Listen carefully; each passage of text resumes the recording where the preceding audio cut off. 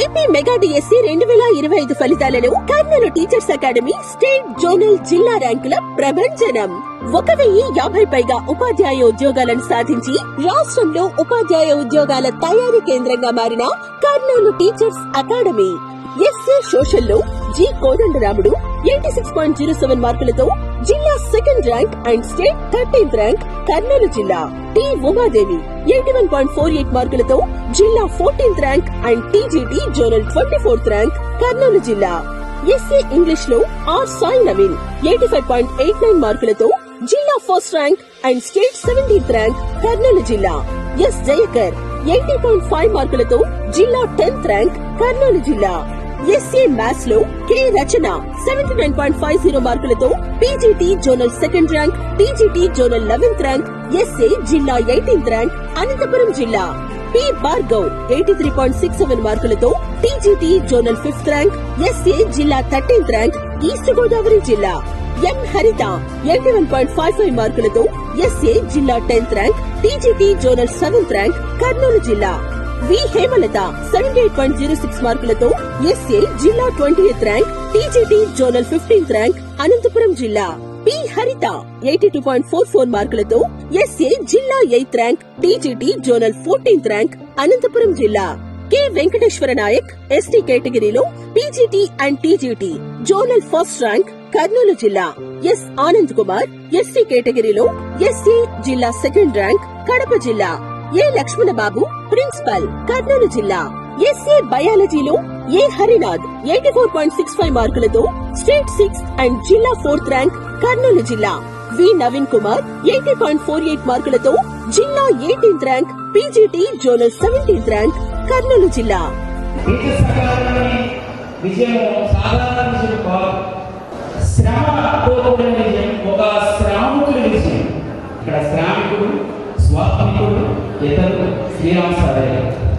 రాష్ట్రంలోని TET plus DSC, SGT మరియు ఎస్ఏలకు Telugu medium మరియు ఇంగ్లీష్ మీడియంలలో వేరువేరుగా కోచింగ్ అందిస్తున్న ఏకైక సంస్థ Kurnool teachers academy. Birla compound, Jagadish mall, Kurnool. Contact 9908798375 మరియు 9849698375. రాష్ట్రంలో డిఎస్సి ప్రిపేర్ అవుతున్న విద్యార్థులందరికీ మన కర్నూలు టీచర్స్ అకాడమీ మన ఇన్స్టిట్యూట్ వాళ్ళు అందరికీ ఉచితంగా పేపర్ ఎక్స్ప్లెనేషన్ ఎలా ఉద్దేశంతో మొన్న రీసెంట్ గా జరిగిన 2025 డిసెంబర్ లో జరిగినటువంటి టెట్ పేపర్ లో వచ్చిన ప్రశ్నల యొక్క సరళిని అందరికీ ఉచితంగా అందించాలనేటువంటి ఉద్దేశంతో మనకి ఈ పేపర్ ఎక్స్ప్లెనేషన్ ఇవ్వడం జరిగిందమ్మా. నేను Tirupatirao sir, biology faculty from Vizianagaram. మొన్న జరిగిన టెట్ లో డిసెంబర్ లో జరిగిన ఒక పేపర్, నిన్న ఒక పేపర్ మనం ఎక్స్ప్లెనేషన్ చేసాం. ఈ రోజు ఇంకొక పేపర్ ని మనం ఒకసారి చూద్దాం. టెట్ లో జరిగినటువంటి ప్రశ్నలు ఏ స్థాయిలో ఉన్నాయి అంటే, మొన్న జరిగిన టెట్ పేపర్ గురించి మీకు తెలుసు, చాలా కొంచెం డిఫరెంట్ గా, హార్డ్ గా, అప్లికేషన్ ఓరియంటెడ్ లో టెట్ లో ప్రశ్నలు ఇవ్వడం జరిగింది. టెట్ పేపరే మనకి ఇలా ఉంటే, నెక్స్ట్ మనకి 2026 డిఎస్సిలో డిఎస్సికి సంబంధించినటువంటి ప్రశ్నల యొక్క సరళి పూర్తిగా మారిపోతుంది అనే ఉద్దేశంతో, మీకు ఫ్రీగా అందించాలనే ఉద్దేశంతో డైరెక్టర్ సార్ మనకి ప్రతి ఒక్క ఫ్యాకల్టీ, మంచి ఫ్యాకల్టీ ఇస్తే ఇక్కడ వచ్చిన ఎక్స్ప్లెనేషన్ మీకు అందరికీ ఉచితంగా ఇవ్వాలనుకుంటున్నారు. కాబట్టి ప్రతి ఒక్కరు కూడా ఈ ఎక్స్ప్లెనేషన్ విని మీరు రేపు డిఎస్సి విజయంలో దీన్ని 100% ఉపయోగించుకుంటారని కోరుకుంటూ, మన ఇలాంటి అప్డేట్స్ కోసం అంటే ఏదైనా డిఎస్సికి సంబంధించిన ఇన్ఫర్మేషన్ కానీ, ఏమైనా టెస్ట్లకు సంబంధించిన ఇన్ఫర్మేషన్ కానీ మీకు ఏమైనా తెలియాలనుకుంటే Kurnool teachers academy YouTube channel ఉంటుంది, అది మీరు సబ్స్క్రైబ్ చేసుకోండి. మీకు ప్రతి ఇన్ఫర్మేషన్ కూడా అందులో వస్తుంది.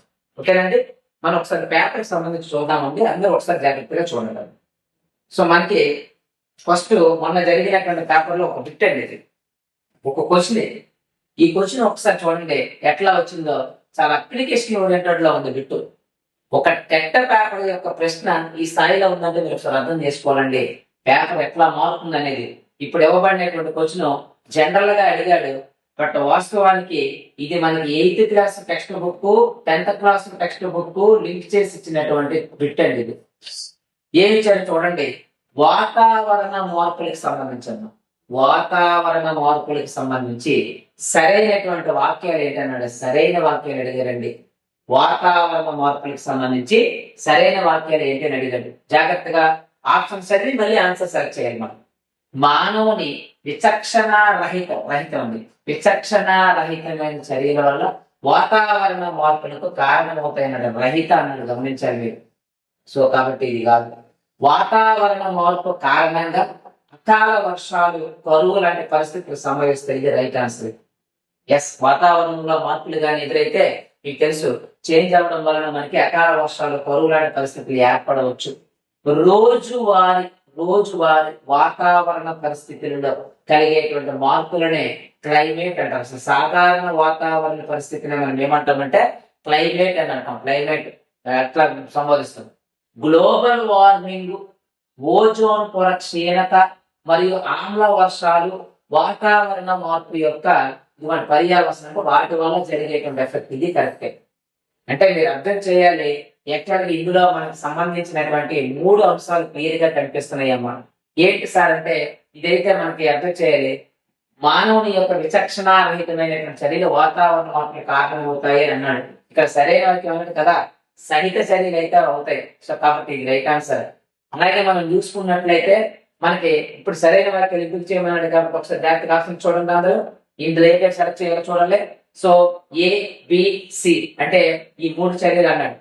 ఎక్కడికి సంబంధించి ACD మీకు తెలుసు, ఇది వాతావరణ మార్పు ఖచ్చితంగా ఇది గురవుతుంది అనమాట. నెక్స్ట్ ABD యాక్చువల్లీ మన ఆన్సర్ వచ్చేసి ఏంటి సార్ అని అడిగితే ABD అనేటువంటి మనం ఇందులో చెప్పచ్చు అనమాట అండి. సో కాబట్టి జాగ్రత్తగా చూడండి. Next question.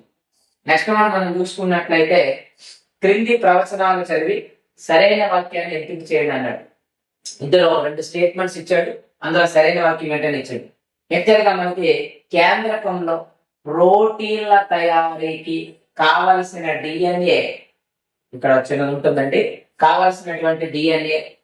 అలాగే మనకి నెక్స్ట్ ప్రకటన సమాచార వనరు మార్చితే విభిన్నమైనటువంటి శరీరాకృతుల నిర్మాణం కూడా జరుగుతుంది.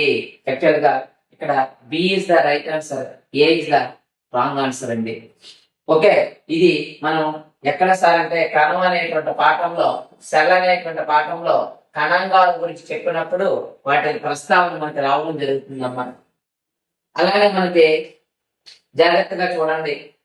నెక్స్ట్ బిట్ చూడండి, ఇది మ్యాక్సిమం మనకి అందరికి తెలిసిన క్వశ్చన్. ఇది కాండము బలంగా మారితే అదేమన్నాడు? క్రింది వాక్యాలు సరైనవి అన్నాడు. మళ్ళీ ఇక్కడ కాండము బలంగా మారితే మౌన్ అంటామండి, మౌనుగా తయారవుతుంది. Right answer. బలమైన మౌనం యాంత్రిక బలాన్ని మాత్రమే అన్నాడండి. యాంత్రిక బలంతో పాటు ఆ మౌన్ అనేది అనేక రక్షణ కలిగిస్తుంది. యాంత్రిక బలం కాకుండా రక్షణ కూడా కలిగిస్తుంది. అది పెరిగే కొద్ది లోపల భాగాలన్నీ కూడా అభివృద్ధి జరుగుతాయి. బట్ మౌన్ మాత్రమే అన్నాడు. బట్ ఇక్కడ A is the correct, B is the incorrect అని చెప్పొచ్చు అనమాట. ఇచ్చిన ఆప్షన్స్ బట్టి మనం చూసుకోవాలి. ఒకసారి క్వశ్చన్ చూడండి అమ్మ. మళ్ళీ మనకి ఎలా ఇచ్చారు? యాక్చువల్ గా చాలా మంచి పుట్టేది. ఈ టైప్ లో మీకు డిఎస్సీలో కూడా 100% క్వశ్చన్ వస్తుందండి. ఇది 9th క్లాస్ లోని మనకి వృక్ష కణజాలాలు అనేటువంటి కాన్సెప్ట్ లో అడిగినటువంటి బిట్. ఇది 9వ తరగతిలో అడిగాడు. కరెక్ట్కి జాగ్రత్తగా చూడండి. ప్లాంట్ టిష్యూస్ లో విభాజ్య కణజాలాలు యొక్క ఫస్ట్ స్టార్టింగ్ లోనే ఉంటుందండి. విభాజ్య కణాలు యాక్చువల్ గా మనకి ఇదిగోండి అమ్మా, మెరిస్టమాటిక్ టిష్యూ లేదా సెల్స్ కి సంబంధించినటువంటి లక్షణాలు ఏంటని అడిగాడు. కాని అడిగాడండి, ఐదు అడగలేదు. చూసి చూడండి ఒకసారి. విభాజ్య కణజాలకి ప్రత్యేక లక్షణాలు ఏంటంటే వాస్తవానికి చిక్కటి కణజాలం ఉంటుంది. అదొక సెంటెన్స్ అండి. విభాజ్య కణజాలలో స్పష్టమైనటువంటి కేంద్రకం కూడా ఉంటుంది. అదొక సెంటెన్స్ అండి. వీటిలో పలుచని కణకవచాలు కూడా ఉంటాయేమో. పలుచని కణకవచాలు ఉంటాయి. వాస్తవానికి వీటిలోని రిత్తికలు అనేవి ఉండవు. విభాజ్య కణాల్లోని రిత్తికలు ఉండవు. రిత్తికలు ఉండకపోవడమే స్పష్టంగా కనిపిస్తుంది. బట్ కానిది అన్నాడు కాబట్టి మీరు బాగా అర్థం చేయండి. చిక్కటి కణజాలం ఓకే. ఇది ఉంది. కానిచ్చిన ఆప్షన్స్ ప్రకారం వేసారంటే పెద్ద రిత్తికలు కలిగి ఉండటం ఇచ్చాడు. అంటే గమనించండి, చూడండి ఎంత డిఫరెన్స్ గా ఉందో బిట్టు. అంటే మనం దాన్ని బాగా చదివి అనాన్సర్ చేసి మళ్ళీ ఒకసారి రివిజన్ చేస్తే కానీ మీరు ఆన్సర్ చేయలేరు. సో కాబట్టి అందుకని కొంచెం జాగ్రత్తగా చూడండి. విభాజ్య కణజాలాలు ఉంటాయి, మనకి సరళ శాశ్వత కణజాలాలు ఉంటాయి, సంక్లిష్ట శాశ్వత కణజాలాలు ఉంటాయి. సరళ శాశ్వత కణజాలాలకు వచ్చేసరికి మళ్ళీ మీరు అందులో కొన్ని నేర్చుకుంటారండి. ఏంటి సార్ అంటే మృదు కణజాలం నేర్చుకుంటారు, స్థూల మూల కణజాలం నేర్చుకుంటారు, దృఢ కణజాలం గురించి నేర్చుకుంటారు. అలాగే మనకి సంక్లిష్ట శాశ్వత కణజాలాలు ఉంటాయి. ఈ రెండు కణజాలాలు దారువు మరియు పోషక కణజాలాలు ఉంటాయి. ఇక్కడ దారువు అనేది నీటిని లవణాలను మొక్క పై భాగాలకు సరఫరా చేయడానికి సహాయపడితే, పోషక కణజాలం పత్రంలో తయారైనటువంటి ఆహార పదార్థాలను రవాణా చేయడానికి తోడ్పడుతుందని నేర్చుకుంటారు. యాక్చువల్గా దారువు మరియు పోషక కణజాలం మీకు తెలుసు, ఈ రెండింటిని ప్రసరణ కణజాలాలు అని కూడా పిలుస్తారు. ఈ రెండు కలిసి నాలుక పుంజాలను ఏర్పరుస్తాయని కూడా చెప్పొచ్చండి. అంటే కణజాలాల గురించి ప్రశ్న అడుగుతాడు. మళ్ళీ మనం విభాజ్య కణజాలాలు, అంతర విభాజ్య కణజాలం, మధ్యస్థ విభాజ్య కణజాలం, పార్శ్వ విభాజ్య కణజాలం ఉంటుంది. ఎగబ్రాటే మొక్కలు, నుడి తీగలు, పత్రం యొక్క వృత్త కొన భాగాల్లోని స్థూలకోణ కణజాలం కనిపిస్తుంది. మొక్కను ఉంచినప్పుడు వంగడానికి వీరడానికి కారణమయ్యేటువంటి కణజాలం స్థూలకోణ కణజాలం. మొక్క భాగాలు గట్టిగా ఉండడానికి లేదా దృఢంగా ఉండడానికి కారణమయ్యే దృఢ కణజాలం. కొబ్బరి పీచు ఉంటుంది చూడండి, కొబ్బరి పీచు గట్టిగా ఉంటుంది, దాని మీద ఉండే కణజాలం ఏది మాస్టారంటే దృఢ కణజాలం. అట్లాగే మనం చూసుకున్నట్లయితే నాలుకా పుంజాల చుట్టూ విత్తనాలు గింజల చుట్టూ ఉండే కణజాలం ఏదంటే దృఢ కణజాలం. అమ్మాయి ఖచ్చితంగా నేర్చుకోవాలి. మీకు దీని ఆల్టర్నేట్ ఏంటంటే యానిమల్ డిసీజ్ ఉంటుంది అనమాట. జంతు కణజాలాల గురించి కూడా ఇంపార్టెంట్. 9th క్లాస్ లో కణజాలాల మీద ప్రశ్న రావడానికి అవకాశం ఉందండి. అట్లానే మనం ఒకసారి చూడండి మంచి బిట్ ఇది. ఇది మనకి 8th క్లాస్ లోని నీటి పారుదల విధానాల మీద అడిగిన అప్లికేషన్ ఓరియంటెడ్ బిట్ ఇది. ఎక్కడ పంటల గురించి నేర్చుకుంటాం. ఎక్కడ ఒక రైతు చుట్టూ తిరుగుతుందంటే నాజిల్ కలిగిన లంబంగా ఉండే పైపులను ప్రధాన పైపుకి అంటే అనుసంధానం చేశారు. ప్రధాన కలిపి ఉండడం వలన పంటకు నిర్ణీత వ్యవధుల్లో నీటిని అందించే విధంగా ఉపయోగిస్తున్నాడు. ఇలాంటి పద్ధతిని సాధారణంగా ఉపయోగించే పంట మరియు పద్ధతి పేరేంటని అడిగారు. యాక్చువల్ గా మీరు బాగా అర్థం చేయాలి. ఇదిగోండి ఒక రైతు చుట్టూ తిరిగే నాసలు అండి. ఒక నాసలు ఉంటుందట, అదేమవుతుందంటే మనకి తిరుగుతా ఉంటదండి. యాక్చువల్గా ఈ పద్ధతి పేరు ఏంటంటే మనకి ఇదిగోండి లంబంగా ఉండేటువంటి పైపులండి. మీకు తెలిసే ఉంటుంది బిందు సేద్యం అని మనకు ఒకటి ఉంటుందండి. బిందు సేద్యం అంటాం మనం. బిందు సేద్యం అంటారు. స్ప్రింక్లర్ అని ఒకటి ఉంటుందమ్మా, స్ప్రింక్లర్ అని ఉంటుంది. ఇక్కడ బిందు సేద్యం పద్ధతిలోని ఎక్కడగా మనకి ఇలాంటి గొట్టాల నుంచి ఇవి ఎక్కడైతే మనకి నేల మీద విత్తనాలు నాటుతారో ఆ మొదల భాగంలో ఉండే దగ్గర వస్తుంది. బిందు సేద్యం అనేటువంటి పద్ధతి అయితే మాత్రం మనం పండ్ల తోటలకు ఎక్కువగా వినియోగిస్తామండి. బట్ ఇక్కడ వచ్చిన ఏంటంటే ఇదిగోండి రైతు చుట్టూ తిరిగే నాజిల్ అంటే రంధ్రం అండి. నాజిల్ అంటే రంధ్రము ఎక్కడ దేనికి సంబంధించిందామంటే పండ్ల మొక్కలకి సంబంధించింది బిందు సేద్యం అనేది. స్ప్రింక్లర్ అంటారు, అటు ఇటు తిరిగి మొత్తం స్ప్రెడ్ అవుతుంది.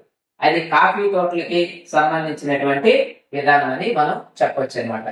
ఓకేనండి, అది చూడండి ఒకసారి. నెక్స్ట్ మనం చూసుకున్నట్లయితే నెక్స్ట్ మనకి చూడండి క్రింది వాణిలో టీకాలకు సంబంధించి సరైనటువంటి వాక్యం అన్నాడండి.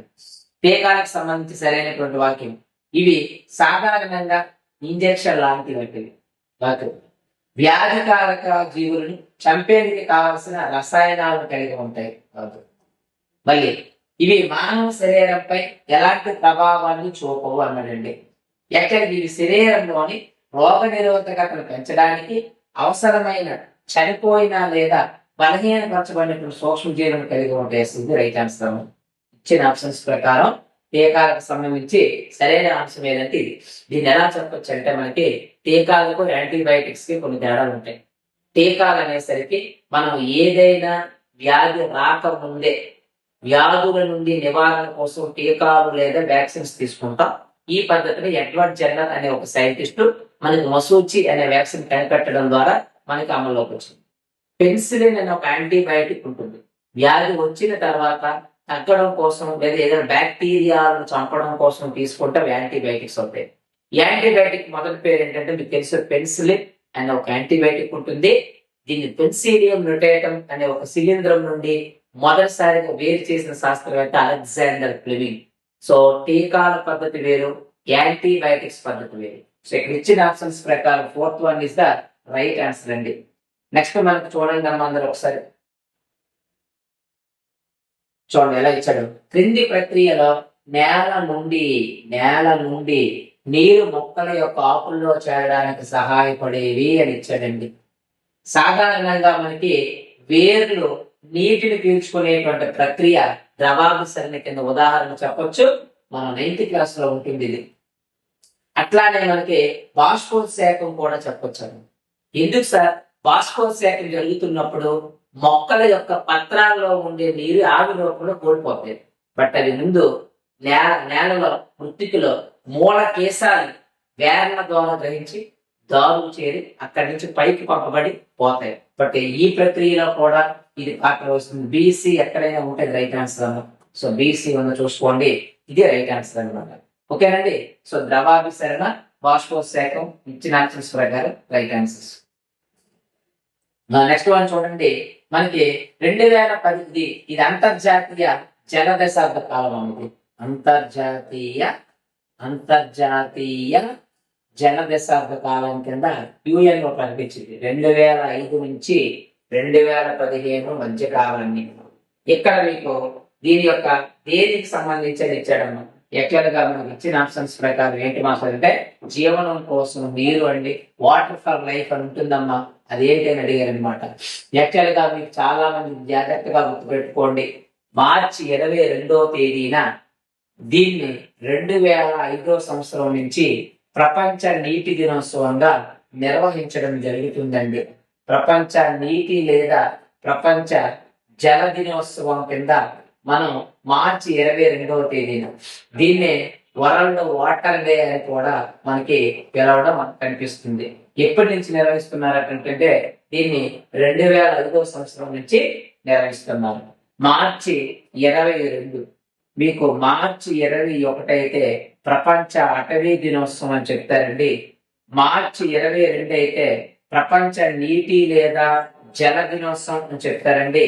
మార్చి 23 ప్రపంచ వాతావరణ దినోత్సవం అని చెప్పొచ్చమ్మా. మార్చి 24 ప్రపంచ క్షయ లేదా ట్యూబర్క్యులోసిస్ దినోత్సవం అని చెప్పొచ్చు. ఇవి జస్ట్ ఎప్పుడైనా మీకు ఉపయోగపడితే కొంచెం గుర్తుపెట్టుకోండి అందరూ కూడా. వేసారంటే మార్చి 22 అటవీ దినోత్సవం, మార్చి 21 ప్రపంచ అటవీ దినోత్సవం, 22 నీటి దినోత్సవం, 23 వాతావరణ దినోత్సవం, 24 ప్రపంచ క్షయ దినోత్సవం అండి. ఓకే, ఇది ఇలాంటి లిటిల్ ఎక్స్ప్లెనేషన్స్ కొంచెం చూసుకోండి. ఒకసారి మీరు నెక్స్ట్ డిఎస్ ఎగ్జామినేషన్స్ ఇంకా డెఫినెట్ గా ఉంటాయి. వాటికి సంబంధించి ఇప్పటి నుంచి కొంచెం అప్లికేషన్ ఓరియంటెడ్ చదవడం కొంచెం ప్లాన్ చేసుకోండి. All the best Tirupatirao sir.